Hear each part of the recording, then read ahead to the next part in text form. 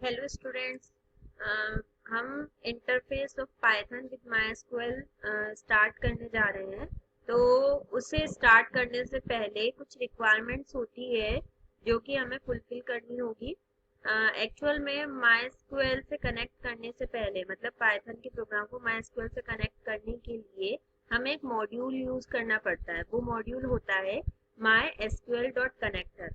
आप देखिए, मैं पाइथन ओपन करके अभी आपके सामने यहाँ पर लिखती हूँ import mysql डॉट कनेक्टर। ठीक है, और मैंने एंटर प्रेस किया तो मेरे सामने एरर दे रहा है। वो क्या कह रहा है? Module not found error.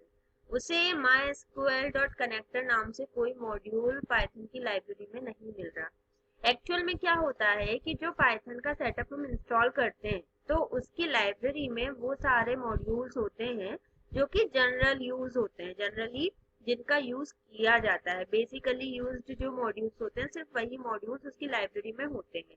उसके अलावा अगर हमें कुछ एडवांस मॉड्यूल्स यूज करने होते हैं तो फिर उन मॉड्यूल्स को हमें अलग से इंस्टॉल करना पड़ता है। तो माइस्क्यूएल कनेक्टर को यूज करने के लिए पहले हमें इसे इंस्टॉल करना पड़ेगा। ठीक है, तो इसे इंस्टॉल करने के लिए जो तरीका होता है वो मैं आपको बताती हूँ। माइस्क्यूएल कनेक्टर को इंस्टॉल हम पीआईपी का यूज करके कर सकते हैं। पीआईपी एक पाइथन की इनबिल्ट एप्लीकेशन है, एक कमांड आप इसे कह सकते हो, जो कि किसी भी दूसरे मॉड्यूल को इंपोर्ट मतलब इंस्टॉल कर लेती है। आपको उसे अलग से डाउनलोड करने की जरूरत नहीं है। अगर आपके सिस्टम में इंटरनेट कनेक्शन है, इंटरनेट कनेक्शन ऑन होना चाहिए, नेट चलना चाहिए। अगर इंटरनेट से आप कनेक्टेड हो तो पीआईपी उस पर्टिकुलर मॉड्यूल को इंपोर्ट कर लेती है। ठीक है, तो हम पीआईपी का यूज करके ही उस मॉड्यूल को इंपोर्ट करेंगे। तो मैं आपको बताती हूँ कि आप पीआईपी को कैसे यूज करोगे। देखो, पीआईपी को यूज करने से पहले आपको अपने कमांड प्रॉम्प्ट को ओपन करके ये चेक कर लेना है कि पीआईपी कमांड आपकी वर्किंग है भी या नहीं। आप यहाँ पर सिंपल पीआईपी लिखकर एंटर प्रेस करना। अगर आपके सामने ये एरर शो होती है PIP is not recognised as an internal और एक्सटर्नल कमांड, इसका मतलब ये है कि पीआईपी है तो, लेकिन अभी ये वर्किंग कंडीशन में नहीं है। एक्चुअल में हमारा कंप्यूटर अभी पीआईपी को सर्च नहीं कर पा रहा है कि पीआईपी है कहाँ पर। क्या होता है, जब हम पाइथन को इंस्टॉल करते हैं तो उसका जो बेसिक पाथ होता है वो तो बाय डिफॉल्ट वहाँ सेट रहता है, लेकिन कुछ मॉड्यूल्स होते हैं, उन मॉड्यूल्स के अंदर एप्लीकेशंस होती है, देन उसके अंदर सब मॉड्यूल्स होते हैं, तो इतना अंदर आपका सिस्टम नहीं जाता सर्चिंग के लिए। तो पीआईपी है हमारा, मैं आपको बताती हूँ कहाँ पर है। आप यहाँ पर लिखना पाइथन, आप यहाँ जाकर ओपन फाइल लोकेशन करना। एक्चुअल में हम सी से भी जा सकते हैं लेकिन इसका पाथ इतना लंबा होता है, देखना सी फिर app data local programs python python 38 यहाँ आना पड़ेगा। इतना लंबा सा पाथ होता है। तो आप direct application run search box में लिखना पाइथन, उस पर राइट क्लिक करना, ओपन फाइल लोकेशन करना, तो आप इस जगह पर आ जाइए। आपको मैं बताती हूँ यहाँ पीआईपी कहाँ है। यहाँ आप देखना पाइथन 38 के अंदर स्क्रिप्ट्स फोल्डर है। इस स्क्रिप्ट्स फोल्डर के अंदर आपको पीआईपी मिलेगा, जो कि एक एप्लीकेशन है जिसका काम होता है इंस्टॉल करना।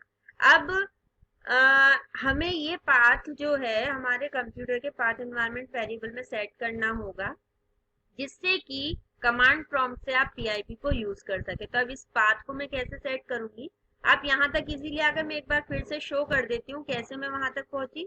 स्टार्ट बटन पे क्लिक किया, देन स्टार्ट बटन पे क्लिक करने पर यहाँ मैंने सर्च बॉक्स में लिखा PYT, तो ये पाइथन ओपन हुआ। यहाँ पर 3.8 जो सेटअप था इस पे लिखा मैंने open file location, right click कर कर ओपन फाइल लोकेशन पर क्लिक किया। मैं इसके बेसिक जो था फोल्डर उसमें आ गई। इस फोल्डर में सबसे ऊपर, इस फोल्डर में आप ऊपर जाएंगे तो यहाँ आपके सामने स्क्रिप्ट फोल्डर है। आप इस फोल्डर को ओपन करिए। इसी पाथ को आपको कॉपी करना है। मैंने इस पाथ को कॉपी कर लिया।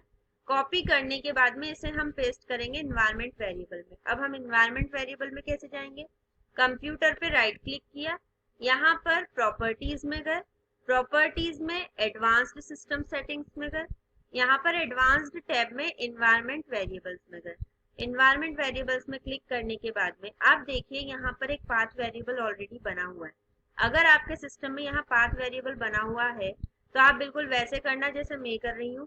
क्या करेंगे, एडिट पे क्लिक करेंगे और यहाँ जो पाथ है ना इसके बाद में अगर सेमीकोलन लग रहा है तो ठीक है, नहीं लग रहा है तो आप खुद सेमीकोलन लगा लेंगे, ध्यान रखना। सेमीकोलन लगाने के बाद में हम यहाँ पर उस पाथ को पेस्ट कर देंगे। पेस्ट कर दिया। इसी के साथ में एक पाथ और पेस्ट करना आप लोग इस स्क्रिप्ट से बाहर वाले का, मतलब पाइथन 38 तक का। इस पाथ को भी आप वहां पेस्ट कर देना। इसे कॉपी किया और इसको भी मैं वहीं पर सेमीकोलन लगाकर दूसरा पाथ हम पेस्ट कर देंगे। ठीक है, ये पाथ मैंने पेस्ट कर दिए, देन ओके कर दिया। मेरा पाथ यहाँ मैंने सेट कर दिया। अब अगर आपके इसमें पाथ नाम से कोई वेरिएबल नहीं बन रहा है तो आप न्यू पर क्लिक करेंगे और यहाँ पर लिख देंगे पाथ और फिर यहाँ उसकी वैल्यू में उस पाथ को पेस्ट कर देंगे। ऐसे सेमीकोलन लगाकर जो स्क्रिप्ट वाला पाथ था उसे भी आप पेस्ट कर देंगे। मेरे इसमें ऑलरेडी बन रहा था इसलिए मैंने उसी में एडिट कर दिया।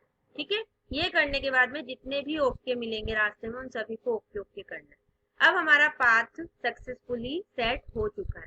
हमें चेक करना है कि हमारा पाथ जो है वो सेट हुआ है कि नहीं हुआ है। तो उसके लिए आप कैसे चेक करेंगे, आप अपना कमांड प्रॉम्प्ट ओपन करेंगे। कमांड प्रॉम्प्ट में आप लिखेंगे PIP, सॉरी पहले कमांड प्रॉम्प्ट आप इसे क्लोज कर लें, देन दोबारा से कमांड प्रॉम्प्ट को रीओपन कर लें। रीओपन किया, यहाँ पर आप लिखेंगे PIP। PIP लिखकर जैसे ही आप एंटर प्रेस करेंगे, अगर एंटर प्रेस करने पर आपके सामने ये डिटेल्स शो होती है, इसका मतलब ये है कि आपने PIP कमांड का पाथ इजीली सेट कर लिया है। अगर फिर भी इंटरनल और एक्सटर्नल कमांड वाली एरर आती है, इसका मतलब ये कि अभी भी पाथ उसका सेट नहीं हुआ है। अब इसका मतलब ये है कि हमारा जो पाथ है वो PIP का सेट हो चुका है। अब पाथ सेट हो जाने के बाद में हमें क्या करना है, हमें MySQL कनेक्टर को इंस्टॉल करना है, क्योंकि हमारे पाइथन की कनेक्टिविटी MySQL से हो जाएगी तभी होगी जब MySQL कनेक्टर होगा और फिर उसी से प्रोग्रामिंग आपकी शुरू होगी। आपको सबसे पहले इंपोर्ट ही MySQL.connector पैकेज मॉड्यूल करना है। तब उसे इंस्टॉल करने के लिए सिंपल सी कमांड है, आप इस कमांड को लिखेंगे। बस यही ध्यान रखिएगा आपके सिस्टम में नेट ऑन हो, नेट चलना चाहिए। आप लिखेंगे PIP स्पेस कमांड प्रॉम्प्ट पे ही PIP स्पेस स्पेस के बाद में आप लिखेंगे install, PIP space install space MySQL dash connector, PIP space install space MySQL dash connector.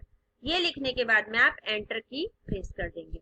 अगर आपके सिस्टम में इंटरनेट कनेक्शन हुआ तो ये जिस तरह से मेरे सामने शो कर रहा है इसी तरह से आपके सामने शो करेगा। आपको कुछ नहीं करना है, अपना कमांड प्रॉम्प्ट बंद नहीं करना है। वो क्या कह रहा है, running setup dot py install for MySQL, ये जो भी है उसने फाइनली MySQL कनेक्टर जो है वो इंस्टॉल कर दिया आपके सिस्टम में। अब आपके सिस्टम में MySQL कनेक्टर इंस्टॉल हुआ है कि नहीं हुआ है इसे हमें चेक करना है, तो वो मैं आपको बता देती हूँ। आप अपने पाइथन को दोबारा से ओपन करें। ओपन कर लिया मैंने इसे। अब यहाँ पर मैं लिखती हूँ import MySQL डॉट कनेक्टर। ठीक है, import MySQL dot connector, enter. तो आप देखिए कोई एरर शो नहीं हुई है और ये मॉड्यूल बहुत इजीली बहुत आराम से यहाँ इंपोर्ट हो गया है। तो इस तरह से आपको MySQL कनेक्टर को इंस्टॉल करना है। जो भी प्रोसेस मैंने आपको बताई है इसी प्रोसेस को फॉलो करके आप इसे इंस्टॉल करेंगे। जब ये इंस्टॉल हो जाएगा तभी आप कोई प्रोग्राम बना पाएंगे जिसकी कनेक्टिविटी हम MySQL से कर पाएंगे। ठीक है, तो इस वीडियो को फॉलो करके आप इतना काम कर कर रखेंगे। देन नेक्स्ट वीडियो मेरी होगी जिसमें हम SQL से कनेक्टिविटी के लिए क्या क्या स्टेप्स होती है, किस स्टेप में प्रोग्रामिंग होती है, कैसे प्रोग्राम आपको बनाना है, वो चीज मैं आपको बताऊंगी। ठीक है, आज इस वीडियो में इतना ही रखूंगी। अगर कोई भी प्रॉब्लम होती है या कोई भी डाउट होता है तो आप मुझे कॉल कर सकते हैं, आप मुझे व्हाट्सएप पर मैसेज कर सकते हैं, तो मैं उसे सॉल्व कर दूंगी। ठीक है, तो आज के लिए मैं इतना ही रखूंगी।